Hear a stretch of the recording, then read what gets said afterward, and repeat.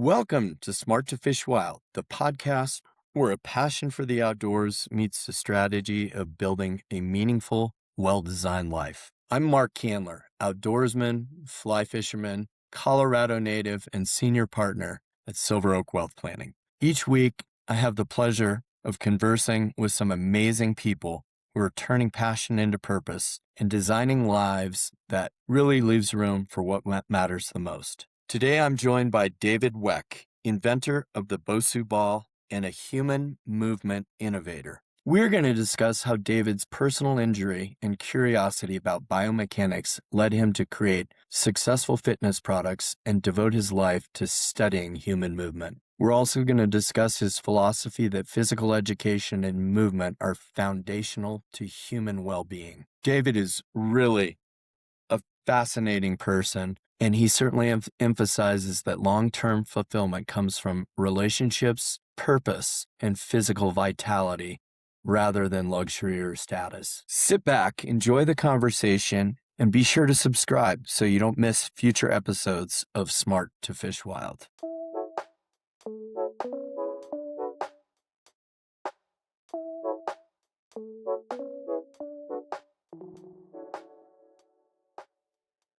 Well, thank you so much for being on this podcast. Really, really appreciate it. And I just wanted to check in on how you got going in your business. What inspired you? My business really started this phase of my career started with back pain, and I was pursuing acting in New York City for 7 years, very seriously. And I discovered rollerblading. I did it for 6 years, where I literally didn't walk for 6 years, and my feet got very, very weak. And then I hurt my back yanking a motorcycle off the ground, and it was a year of chronic pain because I didn't know what I know now. And it was sort of just figuring out how to take chronic pain and get rid of it led to innovation, one of which was the BOSU ball. And as soon as I conceived the idea, what if I cut the ball in half so I can stabilize the instability so it's not dangerous? And I knew the instant that I thought of that, I've not seen it. They sell millions of balls every year. This will have even more utility. The price will be higher, but that still means millions of these are going to sell. And if I can patent it, well, then that's my ticket. So I quit acting and I, ready, fire, aim with the BOSU ball.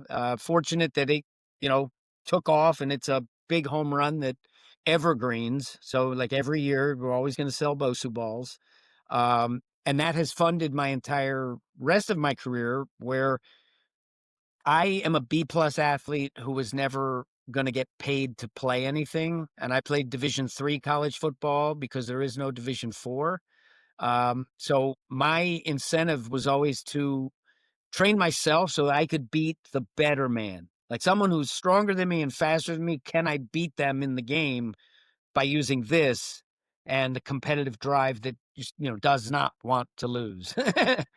So, I've had a lot of time from the success of the BOSU ball to devote essentially everything to studying human movement. And it's what I love to do. I'm constantly tinkering around, and I've made some profound discoveries that no one else had made. And so I think that physical education is the fundamental education. The ultimate creature comfort for me is pain-free tension in your body and a belly full of your favorite food. And then it's literally that basic. It's that basic. So, That's yeah. awesome. Yeah, so I love my work, and I love helping people, and win-win is a sustainable thing that we should all be striving for. That's awesome. Incredible. How did you come up with the idea of your vest? Well, that actually started 2010. Floyd Mayweather was fighting Shane Mosley, and Shane Mosley hit him in the second round, and it looked like it might be over. And I reflexively jumped up, and my hands went to here because I was in Chinese medical school at the time, and I was using all the meridians to sort of envelop the center with the outside, doing these drills where I would like whip the hand and wind it up. And so my hand went here. Later that night, I closed it down to here. And when you have this, all the force you put into it gets irradiated back in because if I bend that digit, it'll break it. But if I straighten it out, now it's a triangle and I can squeeze it and it makes my shoulder more fluid. And so I discovered it that night, May 1st, 2010. Then I punched down and I went jolting off the ground. And I'm like, this is the way Deion Sanders runs. And you can sort of picture Deion in your mind's eye with both hands going down, down, down, and that jolts him up. So then with that, I invented the concept of, oh, if I have a shifting weight, now there's no inertia, but I get a jolt of force that sends my hand, boom, and that radiates right through the body. And I was like, this is huge. And first, it was these little BB filled containers. So it's like it contain these are not the BBs, but if I have this, then it's that same no inertia because the weight shifts. So when I stop, I haven't stopped any weight. Millisecond later, it hits and ricochets. So it's like being at the doctor and he hits your knee and your foot just reflexively does it. It's the connective tissue that's recoiling or responding to the jolt of force. I did this one for many years, and it's just for the hands because you have to defeat gravity to get the beads at the top that when you stop, they hit. With this concept, it's a weight and a spring. So it works at the speed of gravity, and I can put it on the body, in a vest. There's 12 of them in this.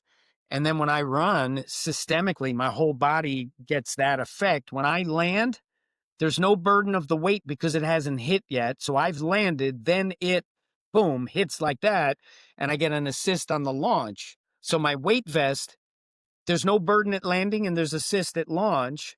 But in between the landing and the launch is this spike of force that makes the body boop, respond to it. So it's truly like the most counterintuitive invention. I can wear this 10 pounds and I can run up a hill faster wearing 10 pounds than not wearing 10 pounds. And if I jump up and down, my knees don't hurt on this. But if your knees hurt when you jump, there's a good chance they're not going to hurt when you jump with this. So this one, it'll work with anyone. There's no learning curve. The athletic results are new and advantageous. And I had my 87-year-old mother put it on, hold on to the kitchen counter, and just jump without leaving the ground. So you're getting that bone training because every woman above the age of 40 is worried about osteoporosis. And your muscles can't be strong if your bones aren't strong because your muscles move your bones. So you're limited ultimately by your bone strength. And this fortifies the bones. It's the lymphatic flush. So this one's a huge winner. And we Wow. just started selling it. Just started selling it. Like to make all the pieces come together and source this from over there and source that from over there. And we pulled it all together and we just shipped out the first day's orders today for the Black Friday. Wow. What an Yeah. honor to be talking to you today. So Oh, well, you've thank you. obviously got it patented. Yes, this one I spent more on the IP for this concept than all my other intellectual property combined because I Wow. knew how special this one was. Wow. So do you see football teams or football players or professional I athletes I s endorsing it? I s Yeah, I see every athlete using it. Like, it's the kind of thing where in athletics, it's so honest, the competitive nature of it, that people are willing to cheat to win honestly, because you know who wins. There's a winner and a loser, and so people take steroids, Bill Belichick have binoculars, see what your next play is, right? This is not cheating, but if it makes an athlete faster, then the other athlete has to avail themselves of the same opportunity. So that means that theoretically, if you competitive at sports, you're going to wear it because you'll be better at that sport. And that means that this is so many millions of units. My God, that's incredible. Like what size? So you make them in different weights? Well, we have two versions. One is the heavier pro version, and this is the lighter active version. The active version will be the mass market because it's just so comfortable, convenient, stylish, and it doesn't feel like burden. Like if you put a weight vest on, it's dead weight giving you burden every step you take on the landing and the launch. And it's a smart idea to get two birds with one stone. You're going to go walk the dog anyway. Why not put on a vest, make it a little more exercise? But they're finding now that joint pain is sort of, the dilemma that if you're putting extra mass on your body and that mass isn't muscle, it's just weight to bear, you can, an athlete won't get faster doing that. They'll get strong, but they'll actually be a little slower. So it's not for the competitive athlete and the person just looking to get in shape. This is just a much more pleasant experience. And I think you get a better return out of it too. My ex-wife had a Friendsgiving yesterday. I went over there and sort of showed everybody the vest. They're all buying them. This is like 18 women, the moms of Point Loma, San Diego, and they're all ordering it, and we're all gonna hike up Cowles Mountain. That's just, 10 miles in. And that's like the pure gold content because now, people in that demographic will see and be, "Oh my gosh, like, that looks like fun." So literally football players could wear those under their uniforms. Well, what they'll wear under their uniform would be a later iteration that I still have to innovate, but that would entail instead of a cartridge like this, you would have, like chambers like this, and they would go into like a compression shirt. And so it would be ounces instead of pounds, and it would fit underneath. And it's any aspect where you have that happening is advantageous to you getting off the ground faster. And so finding a sweet spot, and then there's no technology in this, and eventually it'll have sensors in it that tell you all your metrics and things like that.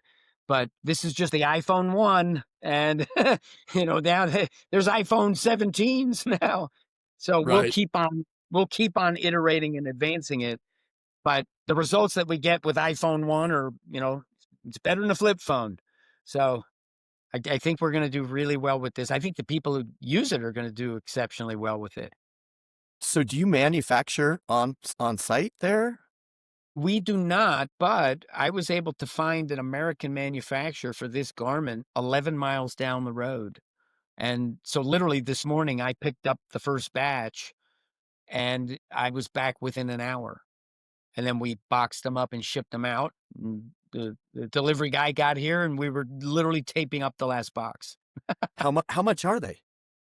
These will be $249. Right now we got a Black Friday deal and they're $199, but it's costs a bunch to put 12 of these cartridges in, right? They're not Yeah. so I would say that the difference between this fitness training exercise tool and a lot of them is this is one that you are very likely to continue using.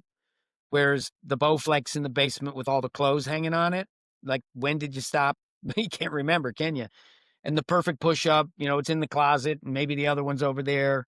So, in general, consumers buy fitness equipment for their home, 80+% will stop using that product within a number of months. Because it's sort of, you buy it, you think, "Okay, yeah, I'm gonna make this, resolution," and then life gets in the way and the home equipment tends to not be used. Now, a weight vest will tend to be used more because it's not, I'm going in the basement to exercise. It's, oh, I'm slapping on the weight vest, go for a walk with my friend. So you're more apt to use a weight vest. But this is an investment in, your health and your well-being and your fitness and your athleticism. So the objections that I will have to overcome is the price. That it makes a sound, so if you don't like that, that would be an objective. And the weight, somebody would be like, "I want 40 pounds." Well, this one's 10. But I do believe that the athletic benefit makes it a winner.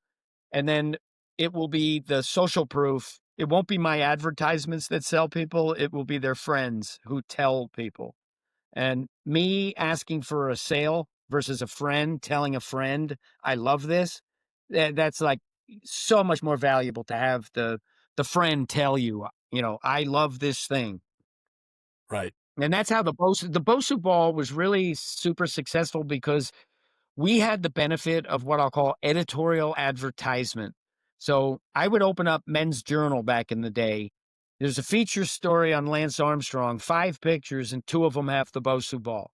You're watching the Super Bowl and a Michelob Light commercial comes on and there's a flash of a lady using a BOSU ball. So Every media, it doesn't even matter the form, magazines, newspapers, TV, everybody has done something on the BOSU ball. So the consumers were just constantly bombarded by, oh, there it is again. There it is again. I went to physical therapy and I used it and blah, blah, blah.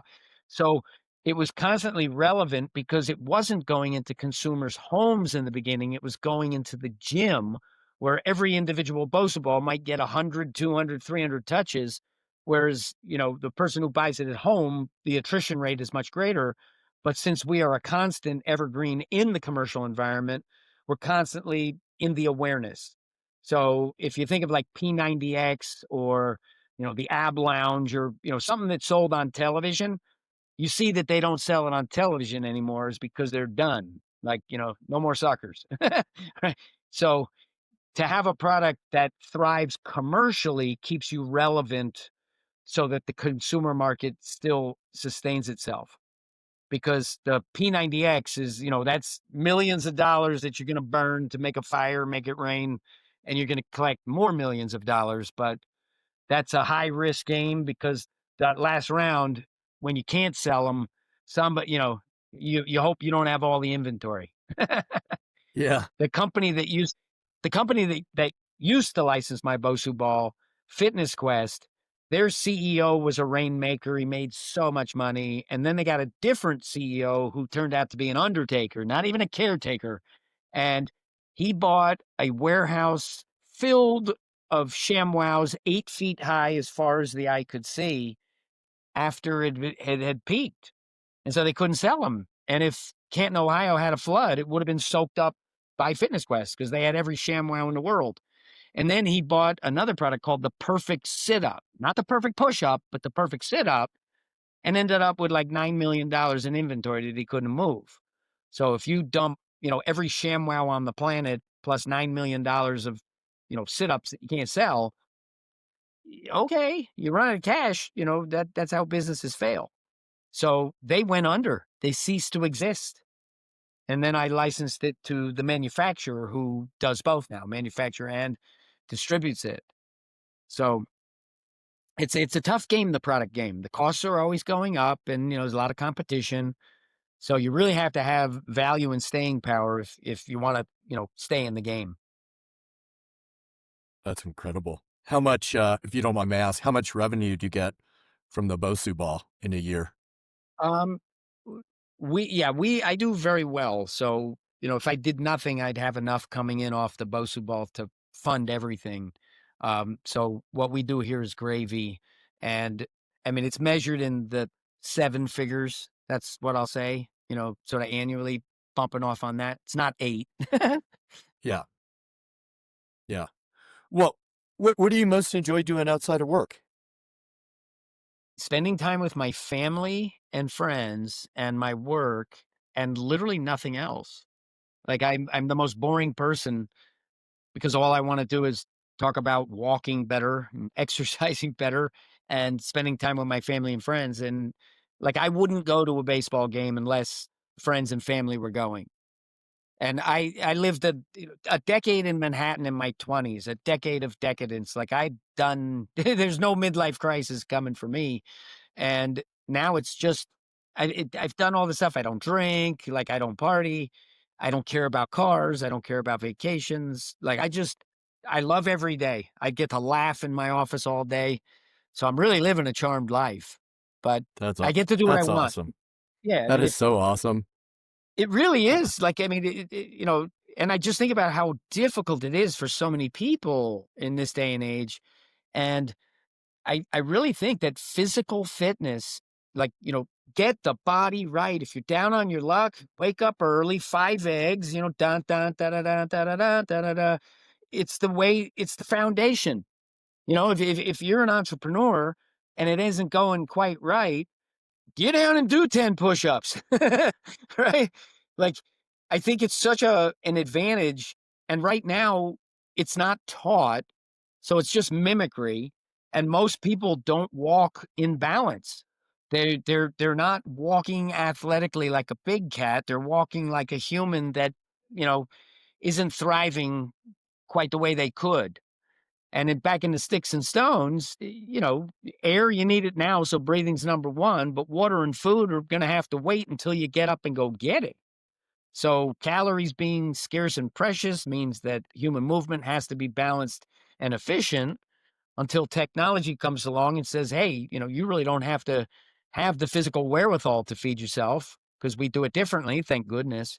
But if we can get back to the physical integrity that instills a form of confidence that is deep and it can't be purchased and it can't be faked, well, then I think humankind has a much better chance at navigating the tremendous, unbelievable opportunity we have before us, or it can end up in some dystopic nightmare where, it's not worth or maybe God will just say, "Ah, forget it." I love your perspective. That's awesome. Yeah, I'm proud to say I'm probably in the best shape of my life, because I love working out and I love eating right, and I weigh about 10 pounds less than when I got married about 23 years ago. That So yeah, I mean, that I'll tell you, I always like I'm a Division III college football guy, so I didn't have a chance at playing pros, but every decade that I age, relative to the people who are better than me, I'm getting more better and they're getting a little worse. So by the time I'm 70, I'll probably beat these Div 1 guys in a race. how old are you now, if you don't mind my asking? 55. Okay. I just turned Yeah. 58. I got you by 3. Yeah, you were a junior when I was a freshman. You'd have been a Yeah. senior and I'd have been a sophomore. Yeah. We've been on the same team. Awesome. So, yeah, how do you think about balancing enjoying today and making sure your family's future is secure? I think for me, it's time spent with my children. So I prioritize, that I spend time with them. There's a statistic that, you're going to spend 90% of the time with your child before the age of 18, and then it's going to, drop dramatically. And I remember when I was a kid, it was sort of aspirational to, get out of Dodge and move away, be independent.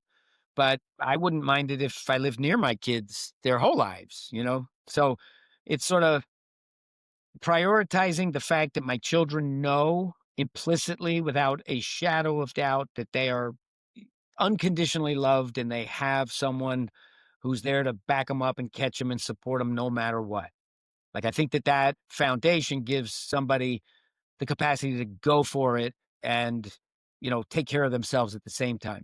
So that's really all that matters to me the most. And then the legacy. I want my contribution to help people when I'm dead. And my ego, that makes my ego feel good, the more useful I can be for others. That's sort of, aligning my victory. If I can help 8 billion people walk stronger, well, then I feel better. That's awesome. So is a financial legacy important to you for your kids? Yes, but at the same time, the preservation of wealth along generations, very tenuous, very few are able to do it. Um, and you never know how you're going to measure things in the future either. And I, live for today. So I think it's more about instilling values and capacity in the next generation as opposed to, you could sort of neuter them if you just give them a pile of money and now they're the Vanderbilts, who just piss it all away. So I my kids don't have to pay for college and they don't have to pay back for college, right? And so they get to enjoy the fruits of the success now, and hopefully, they're covered for another generation. But beyond that, I don't know. That I'm not Rockefeller trying to set up some, hundreds of years of dominance. Maybe if I get there, but Yeah. I'm more of Are you like I mean, I think, blood is thicker than water, but there are friends who are sort of as thick as blood. And overall, though, we're all human beings and, we're all a family in that sense. And I would envision a future where the means of production are just so uh, automated that the cost of things is their material value and any intellectual property associated with it. But, the means of production, guys aren't driving UPS trucks anymore. And maybe we could set it up so that guys could be playing catch with their kid at 3 in the afternoon as opposed to working at Walmart, you know? So, I don't know how it'll play out, but I think that we are communal creatures, right? No man is an island. They say solitary confinement's the worst torture. So, and I was just having this conversation with people recently, like, if you get 55 years old and you don't have any family, you start to feel pretty empty and pretty hollow, and how many people are gonna show up to your funeral? So I think those factors are more important than the financial, legacy. Yeah, I completely agree.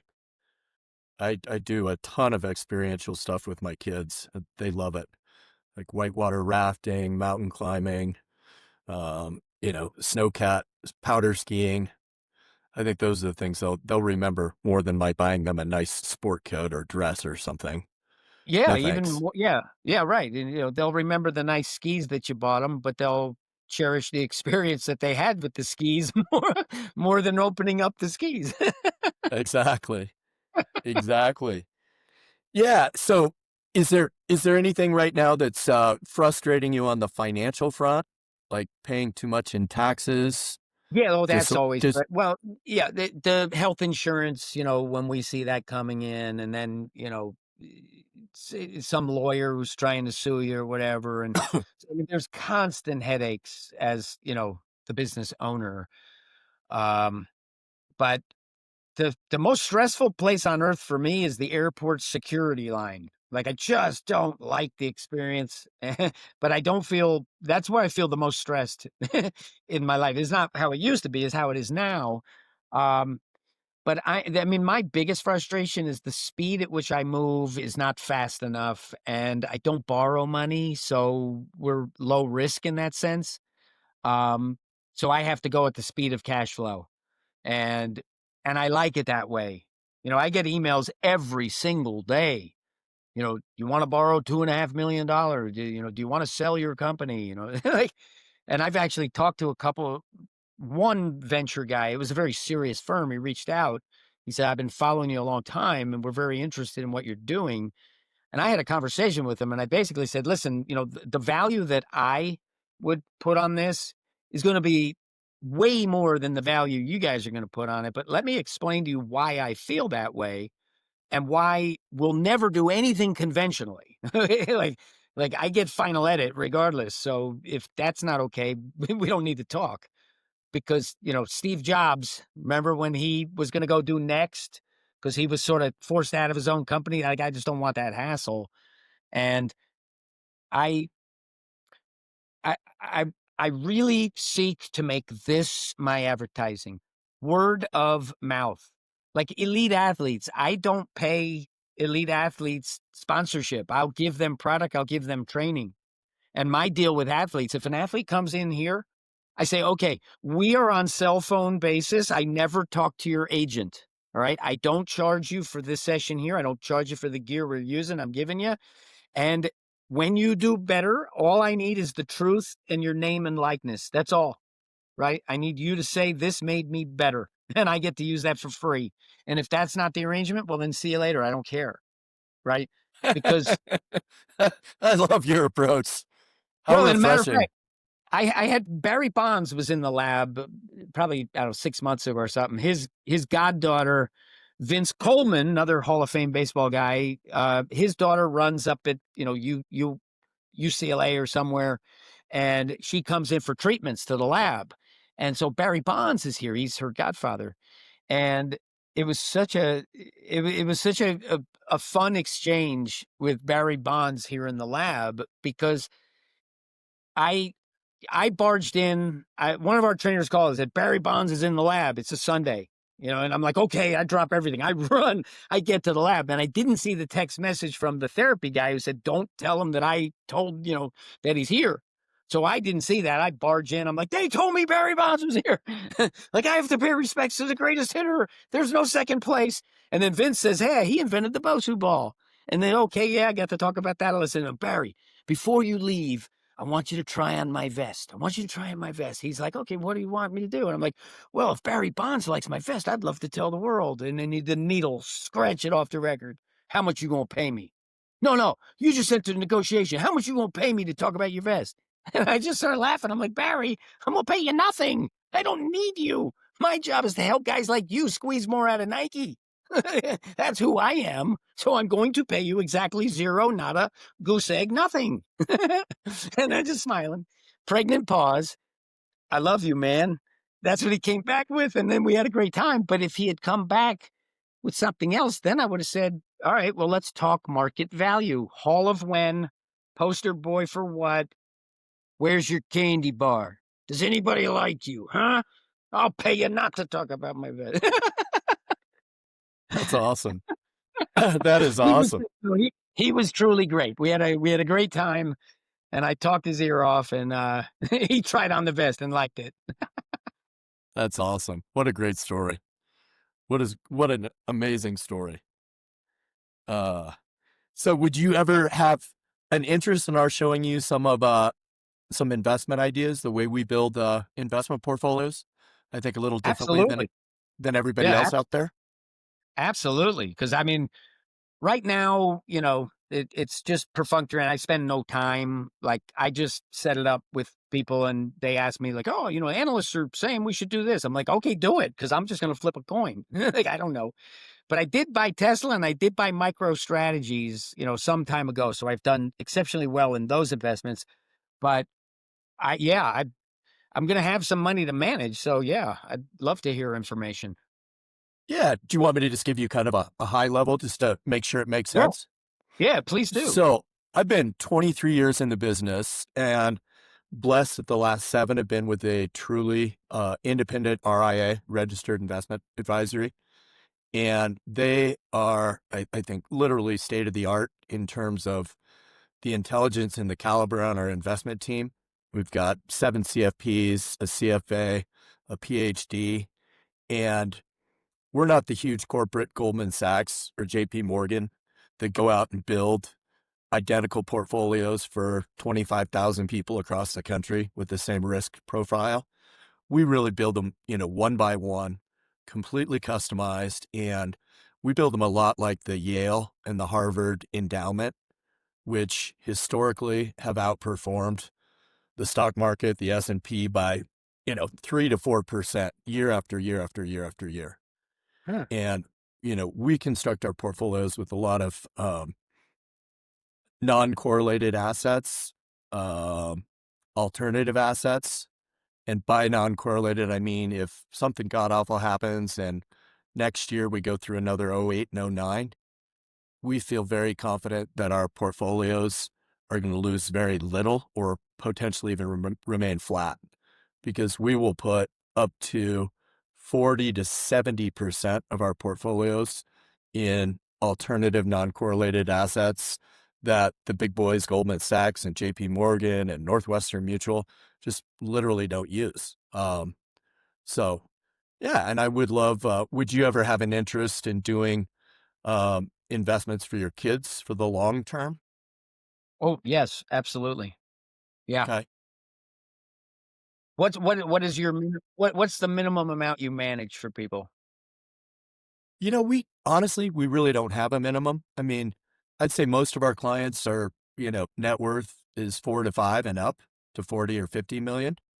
Yep. And, um, I think at about 70, 80 million, 50, 70, 80 million, most people are going to transition to a family office where they're paying their own staff to do it all for them. Oh, So uh-huh. we call ourselves kind of family office light that yes, we can coordinate estate planning attorneys. Yes, we can literally do all your estate planning ourselves and have it reviewed by attorneys. Yes, we can offer CPA services. Um, so we offer a lot more than really just about anybody out there, anybody below a family office. And my partner, who I'll introduce you to, David Owens, is known in our office. We manage well over $1 billion, and he's really leads the planning team. And I think our planning and your ability to have literally all your assets and liabilities living updated every day on your cell phone, even if you're traveling in Central Africa. you've got full transparency of everything that's going on all the time, which people really, really like.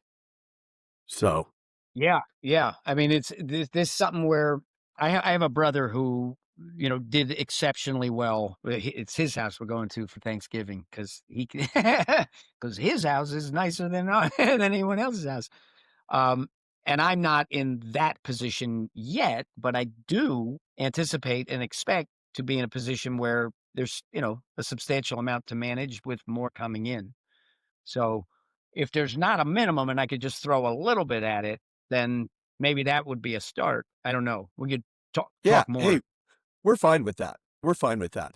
But would it make sense to schedule just like 45 minutes and we can just kind of talk to you about how we put our portfolios together and with what Yeah, pieces and parts yeah, that's different? absolutely. Is 45 a good timeline?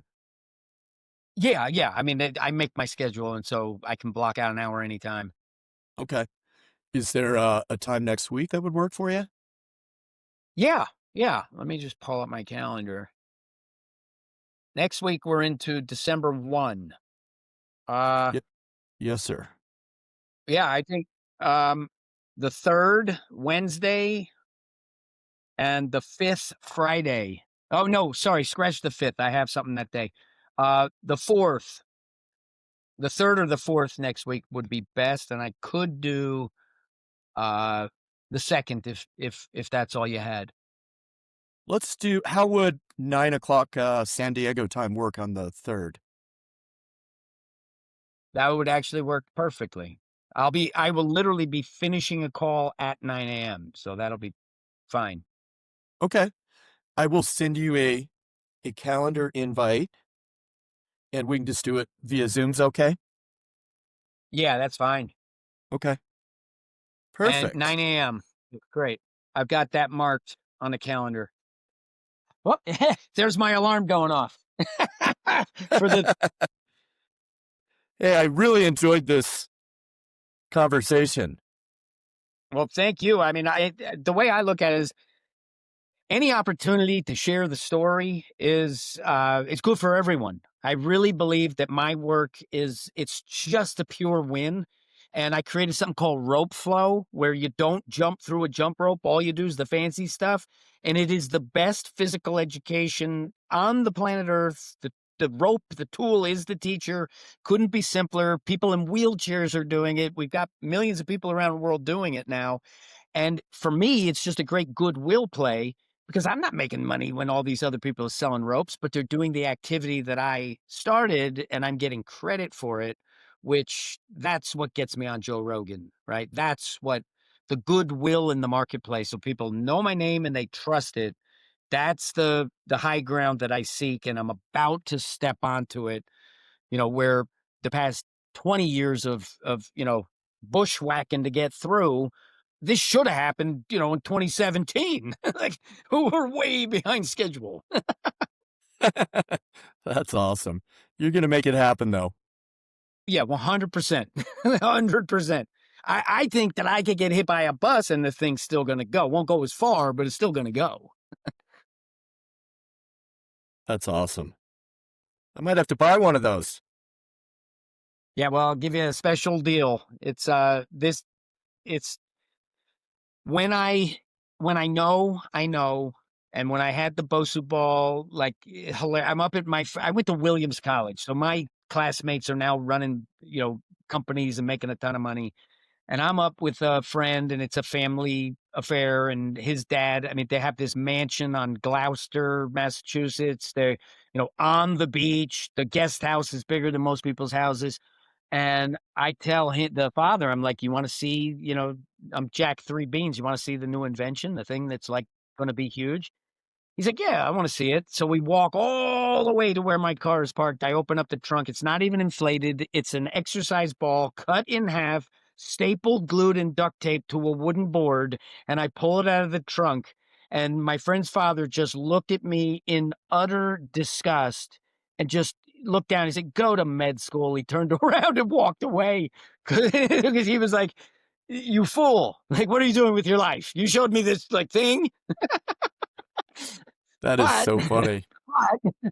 but but So and the vest, I had that same giddy, like, "Oh my gosh, this thing is so big." Like, just that I know it, and I wear it every day, all day, because it doesn't feel like burden, and I'm jumping 3 inches higher, and my feet are stronger than they've ever been. Anyway, and I'm not even trying to sell it. I'm just sharing what I love. That's awesome.